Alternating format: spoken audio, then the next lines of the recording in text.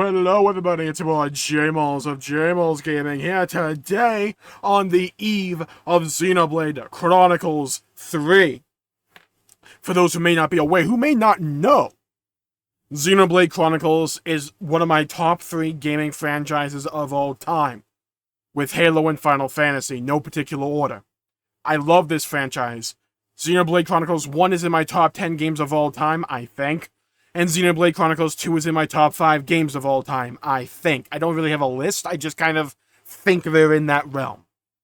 I adore these games. With what we have seen so far, or like what I've seen, of Xenoblade Chronicles 3's gameplay, it might be my favorite in the franchise in terms of the gameplay. The moment-to-moment button presses look so clean, so smooth, like silk, like melted butter. But I have not seen all the trailers. And it's been a while since I've seen some of these trailers, because I've been trying to avoid getting Xenoblade Chronicles in my YouTube algorithm so I don't get spoiled by thumbnails. That's what I've been trying to do. And today, we ruin that trend. We make my entire YouTube algorithm Xenoblade Chronicles focused. Do you feel me? And we're going to be watching 4, not 1, not 2, not 3, and most certainly not 5. We'll be watching 4 Xenoblade Chronicles 3 trailers or teasers. One of them's 8 minutes long, so I have reacted to the announcement trailer and the Nintendo Direct one before. Both are up in the description. Both are up on my channel. If I remember, I'll put them in the description. But today, we'll be watching the 4 trailers. I have the announcement trailer, the release date trailer, one other trailer that I forget the name of, and then the one from the Nintendo Direct, I think. So, let's delve in and see what awaits us in the world of... Not gonna lie to you, I kind of forgot the name of the world. Subtitles are up, yeah? Don't worry, I got your back. Ooh. Oh yeah, this announcement trailer was so clean. I didn't realize till like I was halfway through it that it was Xenoblade Chronicles. I thought it was like Fire Emblem for a bit. And living to fight. Oh yeah, give me that Xenoblade Chronicles English voice acting. Give it to me. Dude, I love how everything here kind of looks like Tron. Ionios, that's what it is. Tell me, what would possess you to side with them? We're fighting because there are enemies to kill. I refuse to believe you're him. Okay, okay. So now that I have context from the Nintendo Direct, I kind of know what that scene's supposed to be. Fine for you, isn't it? Basically, the main group is 6 characters, I think. And 3 of each are from basically opposing factions. They fight this battle, and due to circumstances outside the control of something, they have to team up to save the world. Basic Xenoblade stuff. So I believe that scene was from when they first meet. It's probably going to be somewhere relatively at the beginning of the game. That time you've got. You could try to move. There also seems to be a major emphasis on music in this game. Both Noah and this girl, I don't know her name yet, utilize flutes throughout multiple of these trailers. I wonder if that flute and that musical aesthetic, or that sense of rhythm, will come into the story in some capacity. Be interesting to see. They're not your friends anymore. They're his fuel. Also, if you're a fan or know of Xenoblade, there's a couple of things that stick out to you immediately. You have Gormati from Xenoblade 2, which are the cat-eared people, and then you have the High Enti, which were the people with the wings on their head. So, like Ayuni, I believe that's her name?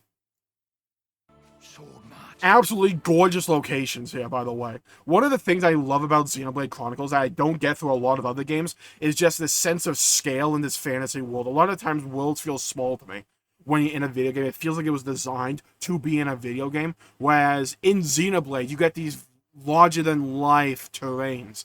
These massive geological structures just overhanging, and they have this sense of presence, this foreboding. And it has its own charm, its own beauty, where even if you're limited by the graphical fidelity or the power output of, say, the 3DS or the Switch or the Wii U, what they're able to do is use a sense of scale as well as color and lighting to help make the scene look gorgeous. There's numerous techniques here, like with haze as you get farther out, that darkens the silhouettes of the landscapes in the far background there. But what that does is help add to a sense of mystery. So they use the limitations at their disposal to help paint the scene and help paint an image. And in my opinion, that's how you get really beautiful artistic visuals out in the video game medium, is when you work with the restrictions that you have to make what is as beautiful or as remembering or as endearing as possible. And Xenoblade is a perfect example, encapsulation of this. That's a Mechonis sword right there. So again, they're using a lot of elements, a lot of themes, and even direct locations from Xenoblade 1 and 2, and kind of mishmashing them into this game. So which is why the main theory going around is that this is a sequel to 1 and 2. So this would take place after, spoiler alert, Shulk creates a new universe, essentially at the end of 1. And how at the end of 2, you kind of go into that world. Again, a lot of overhanging what appears to be Mechon or artifices from Xenoblade 2. A lot of those creatures seem to be populating the landscape, kind of serving as these sources of artificial landscape into this otherwise very natural geographic area. You have these floating islands here. We're wondering how we get there. I'm assuming we fly there. But I absolutely love, you're going to see in a second, I love when games do this in the open world, and it's not just a matter of walking or using a mount. They allow you to use the environment itself to help expedite your process to maneuver from place to place. Like you're using a zip line, or you're like Tony Hawk grinding down this wire. Stuff like that helps add to a sense of scale, helps add to remembering these areas, remembering these zones. That AFC looking area looked really cool. This guy's abilities look sick, by the way. He's like paper mache, not paper mache, but it's like origami birds that he can summon around. Hi, Melia. I think that was Nia as well. So again, that's the popular theory, is that those two characters from Xenoblade 1 and 2 are making a reappearance in 3 in some capacity. Now, I am not sold on them being the exact character from before. I think they could be a clone. I think they could be some kind of like foreign entity that probably like taking the guise of them, or like inhabiting their body when they died or something. I'm not sold on those two characters directly being in this game. Maybe get like a few memories of them. Again, beautiful imagery here. And again, with this flute that both seemingly the two main characters here have. What a beautiful title screen. You can already tell this is probably going to be the title screen as well. It looks so gorgeous. You know, you have the Orion Titan, the Mechonis sword, trying to like showcase how this game is a mixture of the first and the second game. We don't talk about Xenoblade Chronicles X. But yeah, I love that announcement trailer. It didn't tell you overly that much in terms of what's going to happen story to story moment, unless you maybe get really hyper specific in like certain scenes and do a bunch of theory crafting. Maybe then, but overall showed you a lot of what you really want out of Xenoblade, which is the music, the gameplay, the characters. We didn't get that much of the gameplay, but we got gameplay in terms of open world navigation. So let's move on to the next trailer. I'm probably not pause it as much as this one, let's be honest. Alright, the one that blew my mind was the release date reveal. I don't think I watched this trailer specifically, but I saw that the release date and they like bumped it up a bit, which was really cool. So let's watch this right now. There you are! You monsters! Ooh. I'm feeling like the monster that's under my skin. We got the main party there. We got what looks like a Mechon, let's be honest. Ooh, okay. Did they order you to destroy Ouroboros too? The world, our enemy. Even though we're being chased. The world, our enemy, huh? At once. There's a reason. Oh, interesting. So the story seems to be that you have these two sets of 3 characters from opposing nations that are at war coming together, and for some reason, after that moment, something happens, and both nations are out for blood against them. That's interesting. Reason we met. Because so far, we don't have anything like the Monado or like the Aegis, which is like this big lore point that the main character has with them in some capacity. I haven't seen anything like that in Xenoblade 3 so far. So I'm wondering how they're going to handle this story. Ooh! That's a cool weapon. I mean, the giant, like, dead Mechon just firing the cannons. Oh, this area is gorgeous. Look at this. Like, I love the colorful grass contrasted with the blue sky and the white clouds here. How it seems like the clouds are like right next to you. This is probably on some kind of elevated platform. This looks like it's on the back of some dead titan from Xenoblade 2. Could be Gormont, judging by the shape of the wings here. Or it could be Orion. I don't want to bet on Orion. I think Gormont's the most likely candidate for this one. It could be something else. I just could be completely misremembering this.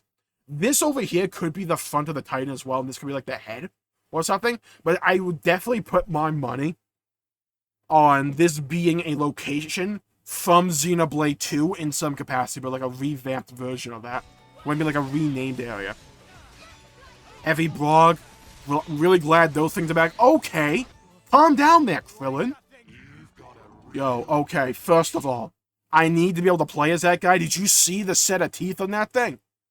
Oh, Shock Week is quaking. Quaking! And you kind of like bringing... I know I made a joke earlier about how they're not using Xenoblade X, but they kind of are with the gameplay. Ah, I think we found the main gimmick of this game. I forgot about this, actually, from the trailer.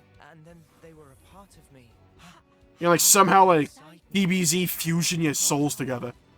With your two main parties. Like, the parties separated into groups of two. So you have Noah and Mio. You have Ione and Tyon. You have Lance and Senna. So, like, Noah and Mio can, like, DBZ fusion to this giant, like, not giant, but this enlarged being. That reminds me of the mech you got to control in Xenoblade X. It's not as big, obviously, but in terms of being able to shape-shift into something else and get different abilities with it. Really interested to see how this plays in the main game. Fusion, huh? Okay, that was a pretty sick. I'm gonna call him a Mechon for the lack of a better term. Okay, okay. Oh, we can, like, bring out multiple at once. Oh! Oh, yeah, okay. Oh, I love those fist attacks. Maybe the red lightning irradiating around them. Alright, we're not glossing over the fact we're in, like, Traversal Town from Kingdom Hearts here, right? Like, we're not ignoring this as literally a Kingdom Hearts location. Nomura, where are you? I'm just saying. Also, shout out to this one pigeon, like a bat out of hell trying to get out of here. I guess with all these other pigeons as well, or like whatever the hell kind of bird this is. I'm not exactly an expert in birdology. But this definitely seems like probably what I would assume to be an end game location. One of the final zones we get to, so it's probably a bit of a spoiler. Again, also invoking that sense of Xenoblade Chronicles 1, where you go to space and you just like walk across the planets, or like walk across the solar system. So Melia's the queen, which she became after the end of Future Connected, or Queen, Empress, whatever. Someone died with a wish fulfilled. Ooh, that glove? Okay. Oh, that seemed like a sad scene.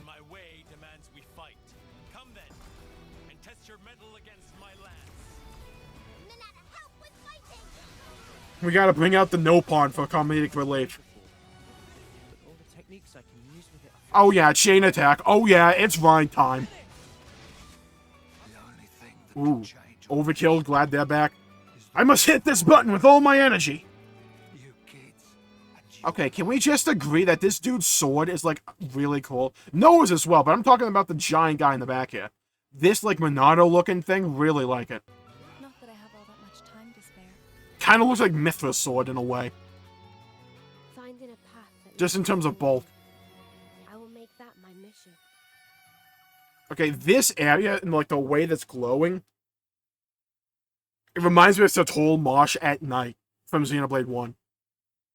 I wonder if we'll find the Bionis at some point. Probably not, though, right? But again, another cool trailer. I'm just so interested in, like, what direction they're gonna go with this story. Because Xenoblade Chronicles always has the way to make it so it has very happy-go-lucky scenes intermixed with a lot of really heavy, dark storytelling. So I'm really wondering where this story goes from here. Let's move on to the third trailer. Okay, we have the direct teaser trailer. Again, all these will be in the description down below if you want to go check them out on yourself. Okay, it's like a movie. Probably like the scene select screen at the end of the game when you beat it. Who is this? Okay, I definitely have not seen this. Who Look at this dude! Oh, he's got the Ouroboros symbol, which is the infinity. You were all talk when you left Okay, maybe I should put the subtitles on. Also, nice half of a face. here. Either that or, like, the angle's, like, perfect there. Hold on, wait a minute. Is that a core crystal? Is that a core crystal? Is that, like, low-key reminds you of, like, the Aegis core crystal in a way? All talk when you left here, but you've That definitely looks like a blade, though. That looks like Wolfric having a weird day. I'm going to guess it's the layer of evil. The main villains. Honestly, you make The Fatui, if you will. the rabble at a feast. Even if you did stop its raging flow, it will soon burst through. See, you can tell someone's the Xenoblade villain when they have, like, a purple haze, like, emanating from their head or their body at any point in the game. Like, you can immediately tell they're the villain. That's just a bit of a foreshadowing pro tip from a Xenoblade fan for all of you. Yeah? From me to you. Never say I didn't do anything for you. Okay. I got a line, didn't catch it. Then let us see how let's see how far the flow brings them this time. Oh, distant battle noises. This guy, we just see a bunch of corpses. Lovely. This is definitely Xenoblade. Terms. Life begins with our first term and ends at the close of our 10th. Okay, I think I saw this one. I think it was something Nintendo Direct. 10 years. Figures that they said Direct teaser trailer. What kind of pep talk is that? Of our 10th. We each have a lifespan of 10 years. Lifespan of 10 In years. terms, life begins with our first term and ends at the close of our 10th. And over the course of those 10 years, we fight continually. What kind of pep talk is that? So something terribly happened, and like Shulk's like reimagining of the universe or something. Let's be honest here, the dude messed up. Like, dude watched a little too many Dude played a little bit too much Call of Duty, let's say. So, these people are all 10 years old, huh? Okay. Or is it like you have 10 years of 10 segments of 10 years old? I don't think so. Maybe a year's just really long. The planet takes forever to move around the sun. I don't know. That's probably going to be something that will be revealed later on. Again, the flute thing from before. What I'll leave behind. Then I think of tomorrow and the tremors are back. Will I see the same faces when I wake? So basically, the game's a race against the clock. And you definitely know that at some point in this game, we're going to have our heart broken because someone's life is going to come to an end. Because their quote-unquote term will come to a completion. And they'll get to that 10th year and they'll just die. You know that's going to happen at some point. And it's going to happen like right before we can fix it too. And they're going to just like wedge that knife deeper into your freaking heart. Oh yeah, it's definitely Xenoblade. And they're going to have that one song that they have for each game that plays whenever someone dies. And so whenever you hear that song, you know someone's about to bite the dust. You know that's going to be the case. Get ready. Now, the enemy is before you. Okay, hold on. That's a pretty cool machine. Of the world. Unchecked, Ouroboros will lead this world to ruin. You must be erased. I don't want to be erased. That's Titan from Final Fantasy. Like, let's be honest here. Let's not mince words. Oh, good. It can just, like, absorb people's souls like a sponge. Yeah, that... Okay, so, over under on them being the villain. Okay. Rules of nature? Something special about that sword, I guarantee you. To fight. And you made it true. That mark there. Late 10th term, eh? 3 months left. That about right? 3 more months. And then I'll be gone from this world. Okay, so it's Mio. So we found who it is. So, I believe the main character is called Noah, who's the guy on the left here. And his, like, quote-unquote partner, for the combat at least, is Mio. She has 3 months to live. And that's going to be basically the start of the story, I guess. Is that she has 3 months to live. We need to race around the clock. Race against the clock, even. Race against the sands of times, if you want to be a little bit poetic with it. essentially group up with our former enemies. The world's against us now. We need to break this cycle. We need to find a way to stop this whole cycle of death and war that has basically engulfed this world. And so we can save Mio.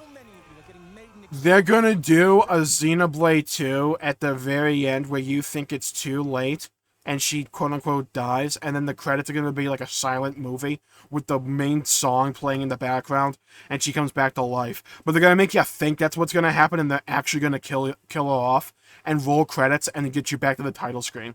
And it's gonna, like, rip everybody's heart apart. I guarantee you that's what's gonna happen. Who was that? Hold on. Oh yeah, we just got a bunch of people in pods. This always works well. Is that Noah? I have a theory. Is everybody in the world actually in a simulation? Or that... kind of like the Matrix, right? Is everybody in the Matrix? Where they're all in these pods, like slowly being drained from their life? And that's why at the end of 10 years they all die? Because it takes 10 years to, like, completely exhaust them of, like, juice. Like, you're making orange juice and it's just, like, continually draining you. Is that what's going on here? Is it? Monolith, is it? Mm-hmm. Did I just see through the quote-unquote Matrix code? Haha. Watch me be wildly off with that. We have good reason to meet with them. That kid's dying. Peace. Hope you don't get attached to that kid. That kid's freaking done and dusted. Ooh. And maybe you don't want to get hit by something called the Annihilator. Just my pro tip for you out there. To live and learn. So don't give up yet. This will buy you some extra time. Use it. Stop this. I don't want any of your time. If the world holds our lives back, I will. Oh god, can you trade time with others like it's currency? So, at some point in the game, oh god, maybe like halfway through the game, it'll be a 3-month time skip or something, or like the game will have taken 3 months, and at that point, Mio's about to die, so we have to sacrifice like our life or something, or someone else is gonna have to sacrifice part of their life to extend hers. Oh, are they gonna do Law of Equivalent Exchange here? Are they gonna go Full Metal Alchemist with this? Oh, there's just so many ways I can see them annihilating our emotions. Oh, I'm so for this. These are our lives here. What the hell happened to his dude's hand? Dude, how many walls have you punched? Look, that's not healthy. Like, the skin's coming off. You can see bone. Look. I'm just saying. Also, what the hell was that thing? What the hell was this flesh horror? We're not ignoring this dude, like, going, yeah. We're not ignoring that. Like, we're not. We're just not. Yeah. I was going to really react to the 8-minute trailer, but let's be honest, we'd be here for like 2 more hours. Plus, I've already kind of reacted to it. So again, link in the description down below. But, oh my god, I'm so excited for Xenoblade 3. I really am. The combat looks clean. It looks crisp. It looks fluffy. In a good way. It looks meaty. It looks chunky. It looks like insert a bunch of other adjectives here. I'm really liking what I'm seeing gameplay-wise. I'm loving what I see zone design-wise. The music sounds gorgeous. Sounds really Xenoblade, and I love that. The characters seem fun and interesting. And the story so far seems very intriguing. I'm really wondering where they go with this story. Xenoblade, as a franchise, is always loved. Mainly with 1 and 2. But they have loved to really toy with your conception of, or your preconceptions of trends and tropes. So I'm really wondering how they're going to do that with 3, or if they're going to go a different direction in terms of storytelling, narrative, and design choices. I'm really interested to see where they go from here. But again, you'll see tomorrow when I stream this game. Don't worry. Oh, it's true. It's dang true. Thank you all for tuning in. I'm really excited for this game. Make sure to catch my streams, my coverage of this game. I'll be doing streams. I'll be doing highlights. I'll be doing shorts about funny moments, from the game up on this channel. Don't you worry, we're gonna go deep, waist deep, yeah? We're going all in. We're cannonballing into this game. Yeah, surfs up. Let's do this. Thank you all for tuning in. My pleasure for making that video. If you enjoyed it, please leave a like and subscribe. It really helps the channel out and helps support future content, and I greatly appreciate it. Stay safe out there, everybody. Have a great day, and I'll see you all next time. Bye-bye, everybody. Yeah.